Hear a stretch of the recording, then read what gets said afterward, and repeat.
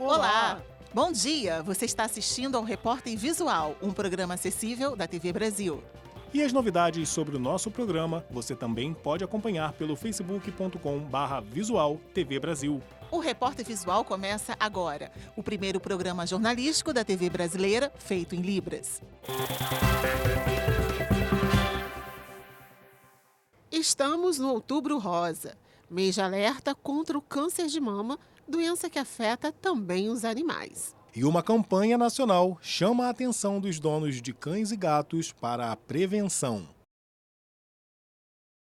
O câncer de mama é o mais comum entre as cadelas. Segundo o Conselho Federal de Medicina Veterinária, corresponde a 52% dos casos. Entre as gatas, é o terceiro de maior incidência. Porém, nelas, 80% dos tumores são malignos. Uma das principais mensagens do Outubro Rosa Pet, como é conhecida a campanha, é sobre a importância da castração. O procedimento é considerado pelos veterinários a melhor forma de prevenir o câncer de mama nos animais. Cães médio a grande porte, a gente está indicando sempre a castração após o primeiro cio, e cães de pequeno porte a gente indica realmente antes do primeiro cio, tentando evitar aí o máximo de contato com essas descargas de estrógenos, que são liberadas. Em geral, animais mais velhos, com cerca de 10 anos de idade e que foram castrados após numerosos cios, têm mais tendência a desenvolver a doença. O uso de anticoncepcionais para evitar a castração não é indicado. As neoplasias, os tumores em geral são características de animais idosos,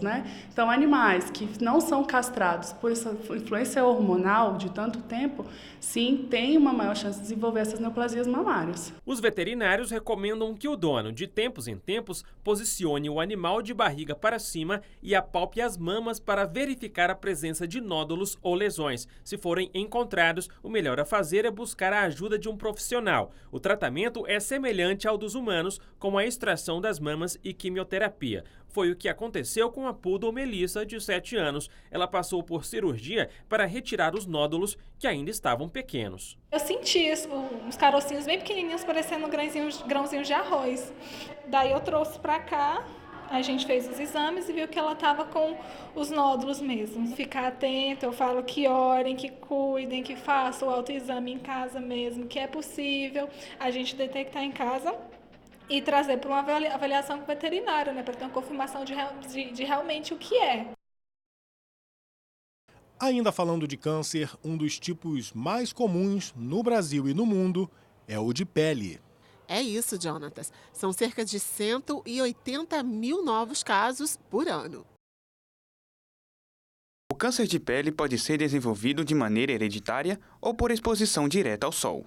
O câncer de pele, como todos os cânceres, ele tem dois fatores principais, um fator genético e um fator ambiental. O fator genético, você pode nascer com ele, herdou da sua família, e o fator ambiental você vai adquirir principalmente com a exposição solar. Nem todo caso de câncer de pele é do tipo mais grave. A notícia boa é que é um câncer a maioria das vezes, mais fácil de tratar. Eu trato apenas com cirurgia. Raramente eu vou precisar de um tratamento adicional, uma radioterapia, uma quimioterapia. Segundo o Instituto Nacional do Câncer, 33% dos diagnósticos da doença no Brasil são de pele. O tipo mais comum é o não melanoma. Tem baixa letalidade, mas os seus números são altos. Então, para evitar o câncer de pele, a recomendação é a mesma de sempre: passar protetor solar. Como toda doença, tem como prevenir. E a maior prevenção é a gente evitar queimaduras solares, se expor ao sol de forma controlada, de forma segura, usando filtro solar. Se for uma exposição mais intensa, nos horários de pico maior, associar outros fatores físicos de barreira, como uma roupa, um chapéu, ficar embaixo da sombra, de um guarda-sol.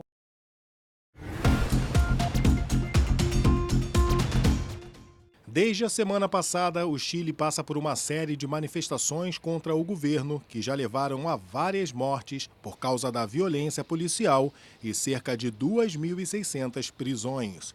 Os protestos começaram depois que o governo aumentou a passagem do metrô e continuaram mesmo com o cancelamento do aumento. De norte a sul do país, milhares de pessoas se reuniram para reivindicar medidas contra o aumento da desigualdade social e do custo de vida. Estações do metrô e estabelecimentos comerciais foram saqueados e incendiados. A capital, Santiago, e várias outras cidades declararam estado de emergência e toque de recolher. O presidente Sebastián Piñera anunciou medidas econômicas, como o aumento do valor das aposentadorias, para tentar acalmar os manifestantes, mas não adiantou e as manifestações continuam. O primeiro-ministro do Líbano, Saad al-Hariri, anunciou medidas econômicas para tentar conter a onda de protestos que acontecem desde a semana passada. Entre as medidas está o aumento de impostos sobre o lucro dos bancos e o corte do salário dos políticos pela metade. Os protestos começaram por causa da criação de um imposto sobre o uso do WhatsApp, mas que já foi revogado. Os manifestantes reivindicam medidas contra a corrupção, além de um sistema político mais justo.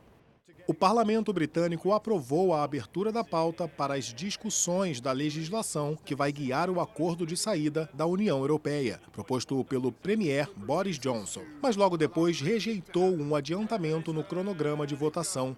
Johnson comemorou a aprovação do plano, dizendo que será com ele que o Brexit será realizado.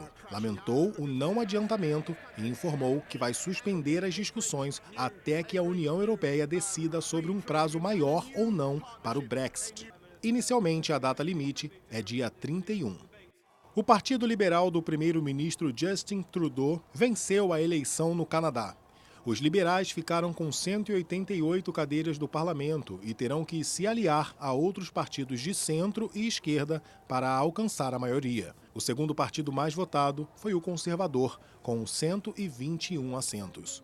O primeiro-ministro de Israel, Benjamin Netanyahu, desistiu de formar um novo governo depois de não conseguir uma coalizão no parlamento. Ele divulgou em rede social que vai devolver para o presidente o mandato para formar um novo governo. Assim, o presidente vai passar o mandato para Benny Gantz, do Partido Azul e Branco, opositor de Netanyahu. Se Gantz não conseguir maioria no parlamento dentro de 4 semanas, vai ser convocada uma nova eleição.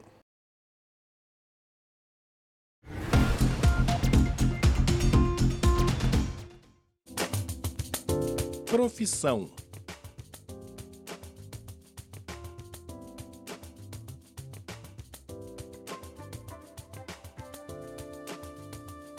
Vamos ver alguns sinais. Advogado, engenheiro, arquiteto, professor, bombeiro, médico, advogado, engenheiro, arquiteto, professor, bombeiro, médico. Agora vamos ver alguns destes sinais em frases que falem sobre o assunto profissão. Eu sou professor porque gosto de dar aula de Libras. Meu pai é engenheiro porque ele conserta coisas. É bem inteligente o meu pai.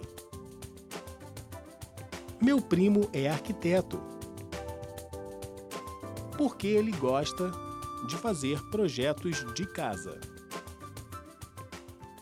A centenária Avenida 7 de Setembro, em Salvador, está passando por um processo de recuperação. Homens e máquinas fazem um trabalho minucioso na área central da cidade. Nesta semana, eles tiveram uma surpresa. Um verdadeiro tesouro arqueológico surgiu no meio da obra e revela parte importante da história da cidade que estava perdida. A reportagem é da TVE da Bahia. Um ritmo que não para. Nessa movimentação toda de carro, moto, gente, nem paramos para pensar na história que esse lugar guarda. As obras de requalificação da Avenida 7 de Setembro já estão 30% concluídas. E durante as escavações, um verdadeiro tesouro arqueológico foi encontrado. A Avenida 7 é uma avenida centenária que foi praticamente implantada no início do século passado para integrar a cidade antiga de Salvador com a cidade em expansão, que era a cidade do litoral oceânico de Salvador. Dentre os itens históricos recuperados estão objetos em barro, cachimbos, ossos, garrafas de vidro de produção artesanal e cerâmicas portuguesas do século XVI. Nesta sala estão as mais de 6.000 peças encontradas em um trecho entre a Praça Castro Alves e a Avenida 7 de Setembro. Os itens vão passar por estudos para saber a quais épocas eles pertencem. Mas daqui, uma peça chama nossa atenção. Essa cerâmica com características pré-coloniais e pintura tupi-guarani. Nem todos os achados poderão ser retirados do canteiro. Olha essa construção. Segundo os arqueólogos, podem ser os escombros da igreja de São Pedro, demolida há mais de 100 anos na época da construção da Avenida 7 de Setembro.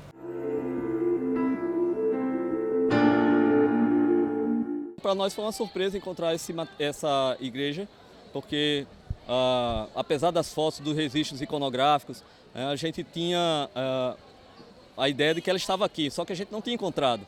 Também foram encontrados os trilhos do antigo bonde que passava pela avenida. As obras de requalificação devem seguir até meados do ano que vem. Até lá, quem sabe, mais peças contando a história de Salvador possam ser redescobertas. E o Repórter Visual fica por aqui. Pelo WhatsApp você tem um canal direto de comunicação com a gente. Anota aí o nosso número: 021 974 522 300. Tchau, muito obrigada pela companhia. Bom dia para você, tchau.